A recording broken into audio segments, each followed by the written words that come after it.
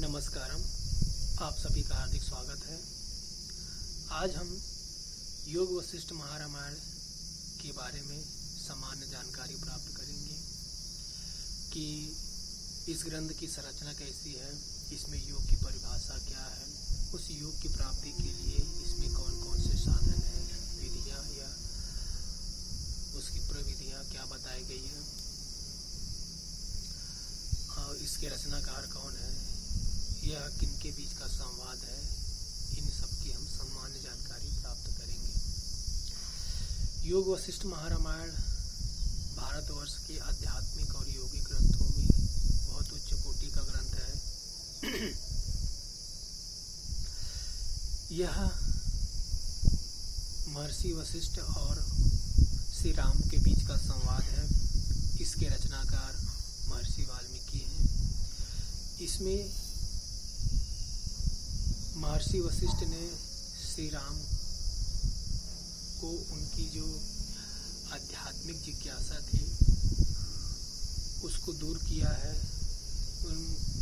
यह कह सकते हैं कि श्री राम और महर्षि वशिष्ठ के बीच का जो आध्यात्मिक संवाद है उसका संकलन इस ग्रंथ में किया गया है। इस ग्रंथ का मुख्य विषय ब्रह्मवाद है, अर्थात केवल ब्रह्म ही सत्य है, संसार नहीं। यह जो कि वेदांत का मुख्य सिद्धांत है, इस सिद्धांत को यह ग्रंथ मानता है। इसमें ब्रह्म ही मुख्य केंद्र है और इसकी परिधि में बाकी जो क्रियाएं होती हैं वह इसकी परिधि में होती है। अब हम इस ग्रंथ की जो संरचना उसके बारे में जानकारी लेते हैं। इस ग्रंथ को 6 भागों में विभाजित किया गया है, जिसे प्रकरण कहा गया है, जो इस प्रकार है। पहला है वैराग्य प्रकरण, दूसरा है मुमुक्षु प्रकरण, तीसरा है उत्पत्ति प्रकरण, चौथा है स्थिति प्रकरण, पांचवा है उपशम प्रकरण, छठवां है निर्वाण प्रकरण। अब हम इन 6 प्रकरण के बारे में संक्षिप्त जानकारी लेंगे। पहला है वैराग्य प्रकरण। वैराग्य प्रकरण जैसे कि नाम से ही पता चल रहा है, इसमें वैराग्य के बारे में चर्चा की गई है। इस संसार में रहते हुए काम वासनाओं के अधीन होकर सुख दुख भोगते हुए जब व्यक्ति के मन में इनमें उपरति हो जाती है या जब व्यक्ति को इनमें कोई सार नजर नहीं आता, तब उसमें वैराग्य जागता है। तो इस प्रकरण में वैराग्य के बारे में चर्चा की गई है कि कैसे वैराग्य जागता है। अब हम दूसरे प्रकरण के बारे में जानकारी लेंगे। दूसरा प्रकरण है मुमुक्षु प्रकरण।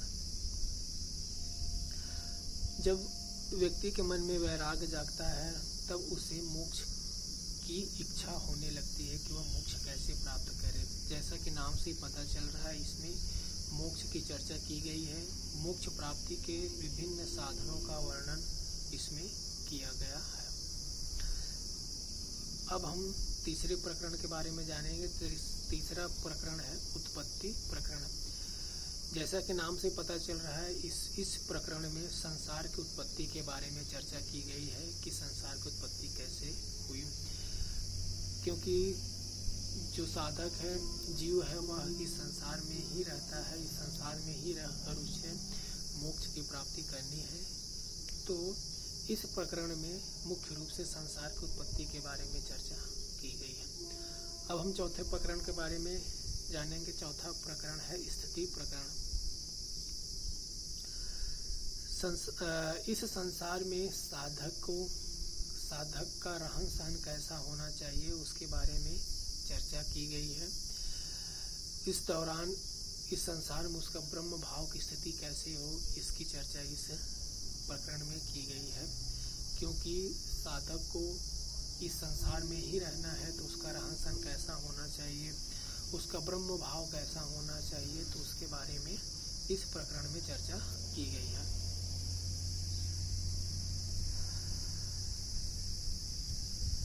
अंतिम प्रकरण है निर्वाण प्रकरण। इस प्रकरण में निर्वाण के बारे में चर्चा की गई है कि निर्वाण कैसे प्राप्त किया जाए, उसके क्या साधन है, इसकी जानकारी इस प्रकरण में विस्तार पूर्वक की गई है। अब हम महर्षि वशिष्ठ ने इस ग्रंथ में योग के बारे में क्या कहा है या योग की क्या परिभाषा दी है, उसके बारे में हम जानकारी लेंगे। इस ग्रंथ में योग की परिभाषा दी गई है कि संसार सागर से पार होने की युक्ति का नाम ही योग है, अर्थात वे सभी साधन जो साधक को या जीव को इस संसार सागर से पार ले जाने में सहायक हैं, वे सभी योग के अंतर्गत आते हैं। अब हम इस संसार सागर से पार होने के क्या क्या साधन हैं उसके बारे में जानकारी लेंगे कि महर्षि वशिष्ठ ने संसार सागर से पार होने के क्या क्या साधन बताए हैं। तो उन्होंने 3 साधन बताए हैं। पहला है एकत्व भाव की दृढ़ भावना या एक तत्व की दृढ़ भावना, दूसरा है मनोलय या मन की शांति, तीसरा है प्राण निरोध या प्राणायाम। अब हम इन तीनों के बारे में संक्षिप्त जानकारी प्राप्त करेंगे, इन तीनों साधनों के बारे में। पहला एकत्व की दृढ़ भावना। जैसा कि नाम से पता चल रहा है कि साधक को एक तत्व में ही दृढ़ भाव होना चाहिए। वह दृढ़ भाव यह है कि एक ब्रह्म का ही अस्तित्व है, ना कि इस संसार का। तो यह जो भाव है, इस भाव को दृढ़ता पूर्वक अपने अंदर धारण कर लेना चाहिए, अपने विचारों में धारण कर लेना चाहिए कि ईश्वर के सिवा या ब्रह्म के सिवा किसी और चीज का अस्तित्व नहीं है। तो इस दृढ़ भाव को धारण करने से धीरे धीरे मन शांत होने लगता है। मन के शांत होने से साधक को तुरीय अवस्था की प्राप्ति होती है। तुरीय अवस्था ही कैवल्य या निर्वाण की अवस्था कहलाती है। अब दूसरे साधन के बारे में हम चर्चा करेंगे, मनोलय या मन की शांति।